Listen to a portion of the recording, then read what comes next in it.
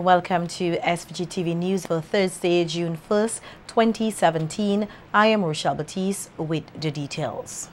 Today, Thursday, June 1st, 2017, marks the official start of the 2017 Atlantic hurricane season, and with representatives from Regional Emergency Management Services currently in the state to present forecasts on weather conditions throughout the season. Prime Minister Dr. Ralph Gonsalves is appealing to Vincentians to have a more proactive approach in preparing for the season. PM Gonsalves, who was at the time delivering his remarks at the official opening ceremony of the Caribbean Climate Outlook Forum, noted that the National Oceanic and Atmospheric Administration has predicted that the 2017 Atlantic hurricane season will be above average.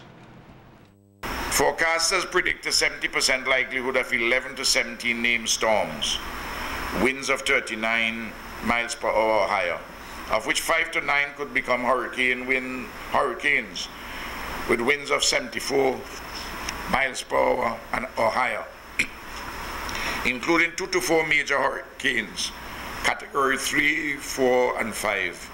Winds of 111 miles per hour or higher. Trough systems of the 9th and 29th of November last year resulted in over $120 million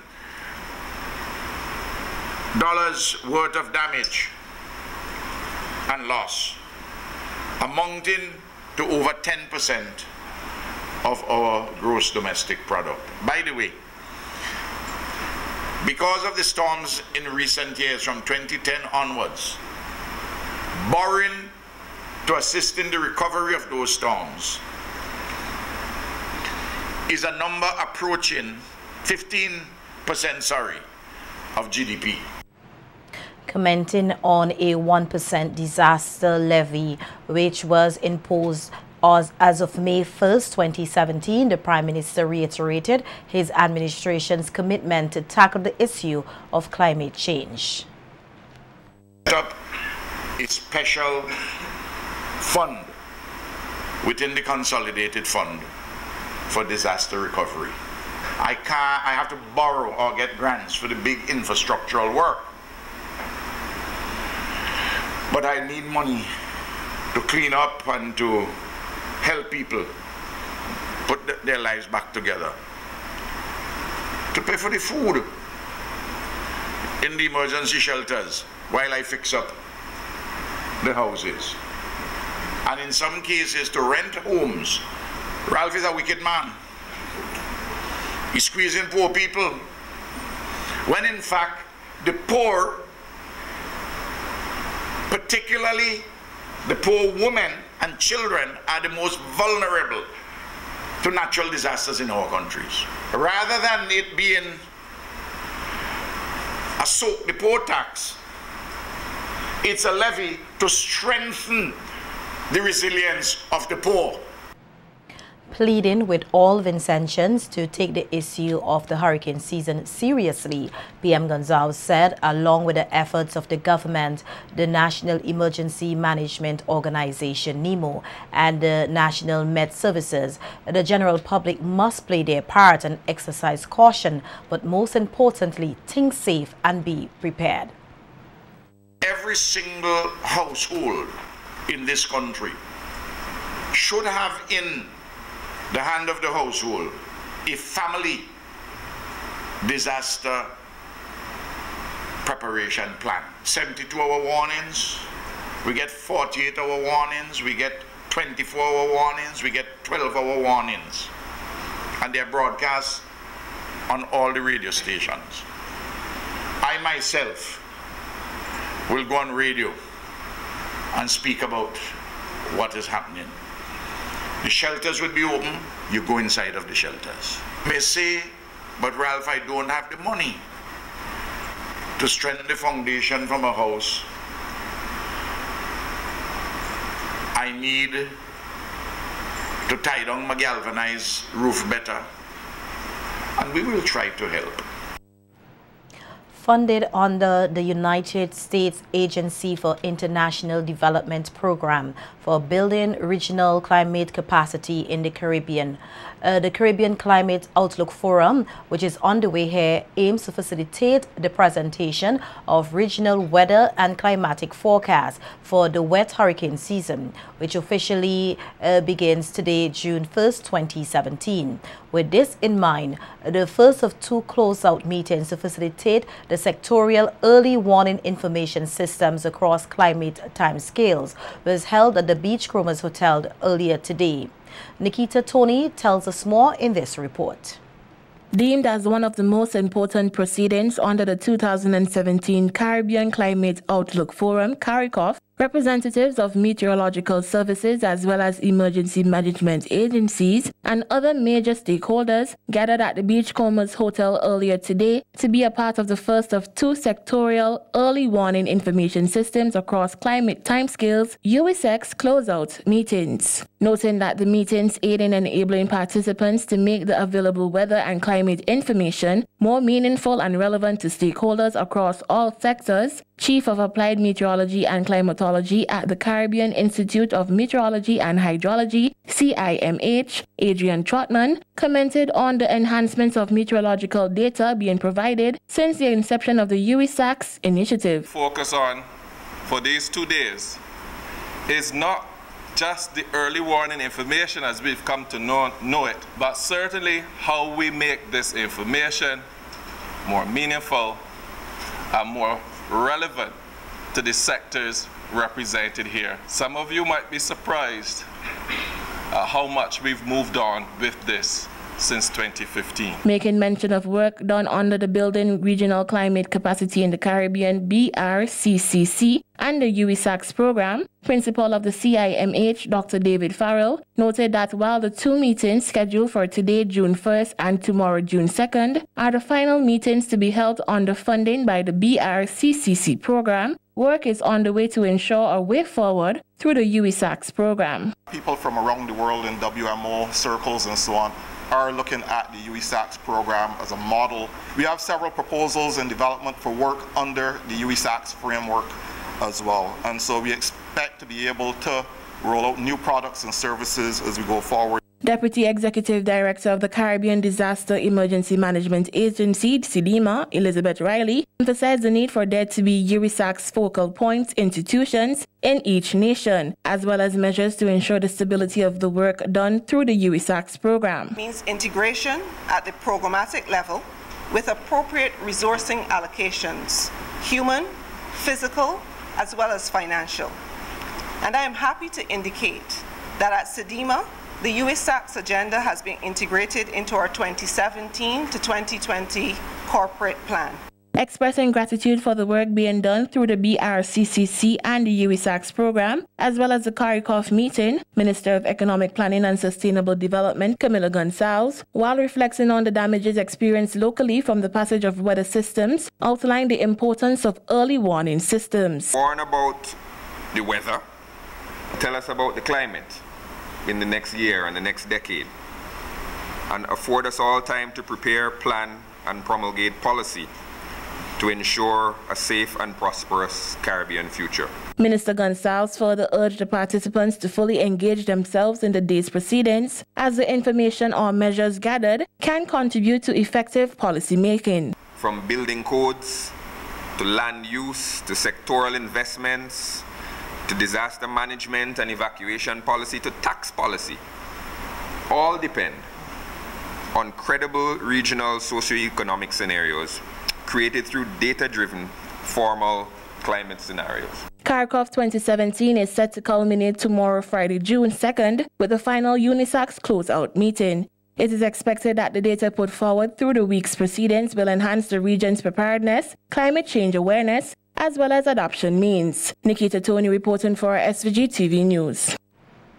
In other news, there is great potential for SVG to enhance its cruise industry. That's according to Prime Minister Dr. Ralph Gonsalves as he met with a number of cruise line executives on Wednesday at the Argyle International Airport.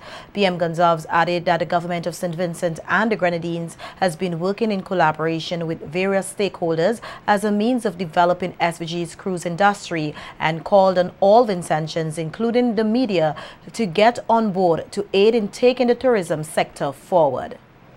The ship owners, operators, the Port Authority, the government, the private sector, and the people of St. Vincent and the Grenadines. So I think what you will be doing at Searchlight is to say to your editor, look, these guys are serious about promoting tourism. These guys are serious about promoting cruise. Here it is. Let's talk about some things which can be done. Right. You generate ideas also. As Michelle says, you say to the people, let's buy into this project. Let's make some money from it and let's welcome people. Let's have fun in doing so. The musicians, the creative artists of one kind or another, etc., etc. I don't have to read and spell. The opportunities are there before us. Okay? Thanks. PM Gonsalves further added that his government has been collaborating with the SVG Community College to seek out employment opportunities for students at the institution with various cruise lines. And so Louis Straker had written a letter to two of the cruise lines about employment for persons, and especially in the case of the community college.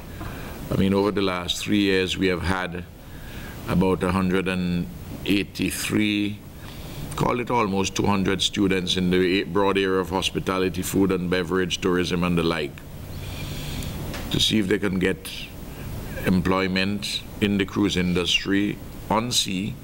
But I want to say to them that they must come to us and they may be able to do things on land, to put into a business form things which they have learned and gotten their associate degrees for, and to work with other people so that they can take advantage of the increased numbers. The Prime Minister said his government is also looking at legal measures to protect Vincentians employed in the cruise line industry, as well as create a level of legal certainty for the industry. Of the cruise lines and the cruise lines themselves, and can be done in respect of Vincentian law in the forum of our courts. What that does is that it makes life easier for our people and also for the cruise lines, because they're building a partnership with us at the same time. Right. And they wouldn't have to worry about traveling overseas to have any disputes resolved. We can resolve them within our own forum, within our own procedures, our own laws, and cruise lines themselves will know that there's a sense of certainty about what is expected in any particular dispute. And I think that is an area we need to explore, and that's an area which, in conjunction with other countries in the Caribbean, we need to work on jointly. Right. Meanwhile, CEO of the SVG Tourism Authority, Glenn Beach, says word of mouth as a marketing tool can have the same effect as a double-edged sword.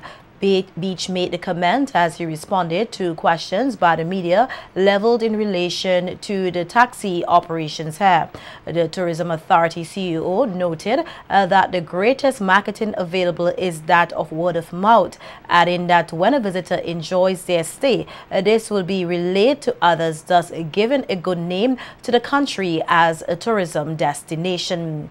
Beach, however, warned stakeholders, particularly taxi operators, that a bad report can have a disastrous effect on the entire sector.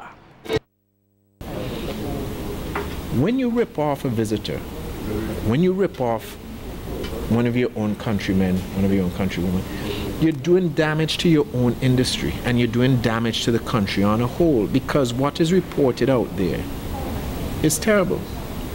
The same way word of mouth is the best marketing tool, word of mouth will kill you quite easily.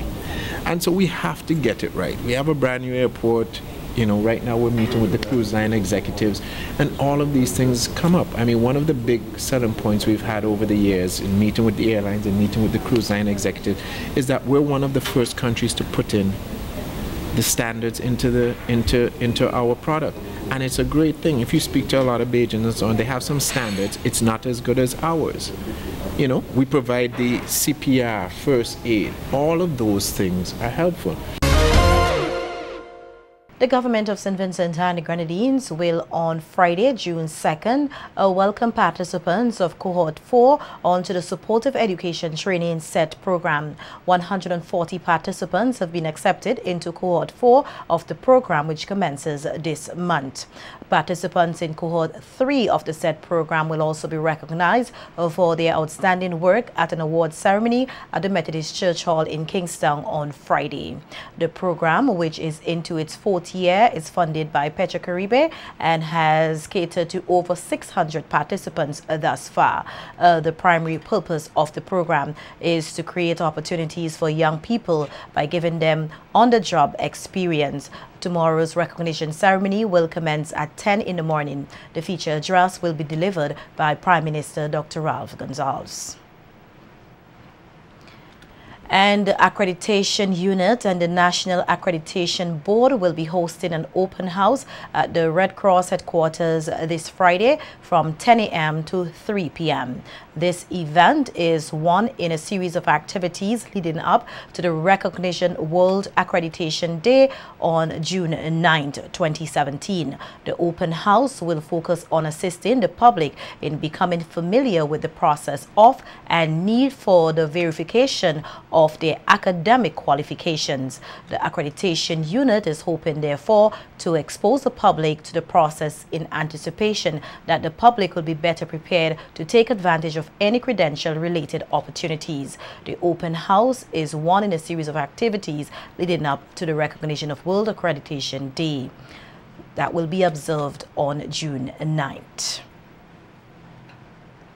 And in other news, on the local scene, pushing science to the forefront, the Science Initiative for Environmental Conservation and Education, with the support of the SVG Preservation Fund and the Birds Caribbean, today launched the National Avian Education Program. Today's launching ceremony will be followed by a 2-day workshop, which will see the participation of a number of teachers across the country. Nolisha Miller tells us more in this report. Continue to be made in instilling the importance of science education and more so the preservation of wildlife here in SVG. This as the Science Initiative for Environmental Conservation and Education, with the support of the SVG Preservation Fund and the Birds Caribbean, today, Thursday, June 1st, 2017, launched the National Avian Education Program. As part of efforts to achieve its objectives, the organization will be hosting a 2-day workshop which will see the participation of teachers across the country in an effort to introduce the Bird Sleuth curriculum, which was developed by Birds Caribbean. Founder of Science, Listra Kalzak, explained to the gathering at today's launching ceremony her passion for science and highlighted some efforts being made undertaken to make the learning of science exciting. We started out having one 2-week summer program, then the parents came back. Miss, you think you can have another 2 weeks for us?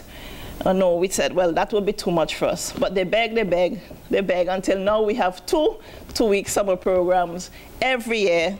So this year we'll be running from July 24th to August 4th and from the 7th to the 18th in August. Representing the SVG Preservation Fund, Louise Mitchell-Joseph commended Kalzak and her organization for their efforts in the promotion of science education and further noted the importance of the preservation of wildlife. One of the things that we have to realize is that when you preserve birds, you're also preserving humans and you're preserving fishermen's livelihoods, because the fishermen rely on birds to tell them where the fish are. Forestry Director Fitzgerald Providence stressed for more interest to be shown in science among students here.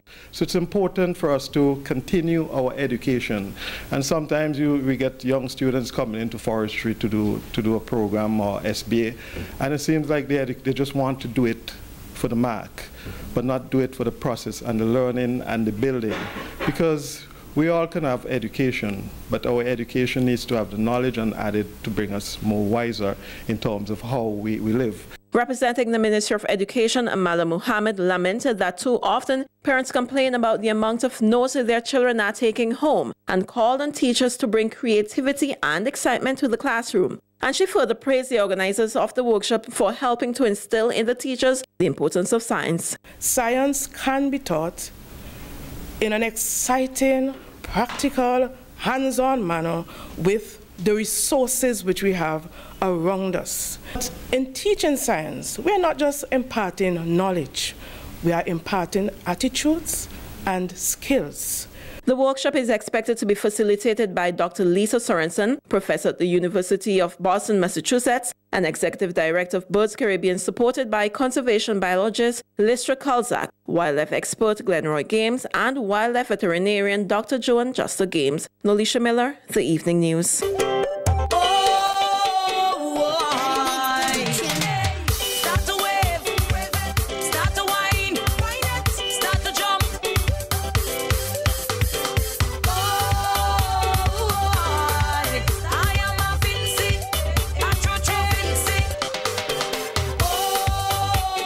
Being one of the very first mass bands to unveil their 2017 mass production, the Lynx Mass Band is aiming for the top spot in this year's Band of the Year competition. Standing as one of the younger mass bands here, the mass band leader and members of the tent are working hard to pull off what they deem as another majestic display of Vincentian mass culture. Nikita Tony tells us more in this report. As we celebrate 40 years of June-July Mass, Lynx Mass Band is taking you to the movies with their 2017 production. Boasting some 7 sections, band leader of the Lynx Mass Band, Cornelius Pete Thomas, is nowhere near to accepting mediocrity, as they aim to do much better than previous years in the mass component of Vinci Mass 2017. Lynx came on the scene in 2005 and we've been doing great. We won section from the band already, was placing in the top 3, and we placed already in King and Queen. Decided to do movies this year because it's a wide scope, and you could get great concept out of movies as well. Steel and Glitter, we normally come out tough that night, and it's the first time we ever going to send in a male section, and we're going to do real good because, me deputy band leader really putting in a lot of energy into it. Expressing his hopes to see more lively displays to advertise the festive season, Thomas added that while challenges may be present, he is still encouraged to go the extra mile. Thanks to people who make the little ends come on, help us. It's a bit slow, but by the end of the day, it could be okay. Registration normally be slow with us around this time until June kicked in, and then it's going to start picking up, So it ain't really much I just worry about registration. That will happen. Thomas further called on the entire Vincentian public to make Lynx Mass Band their carnival band of choice. The kids, we have 2 sections for the kids. We have the Chronicles and Narnia, which we do Jadis, the White Witch, and we do Spartans for the boys. We have a section Pretty Woman, we have Dirty Dancing, Crouching Tiger, Hidden Dragon, the Casino Job. We have Jeepers Creepers, that will be going in for the night mass as Steel and Glitter, as we say. We have great mass with great prize as well. So come on, hey, don't be late. As they aim to leave their mark on Vinci Mass 2017, Lynx Mass Band is urging everyone to come out and support as they get ready for Carnival Tuesday. Reporting for Carnival Beat, I am Nikita Tony.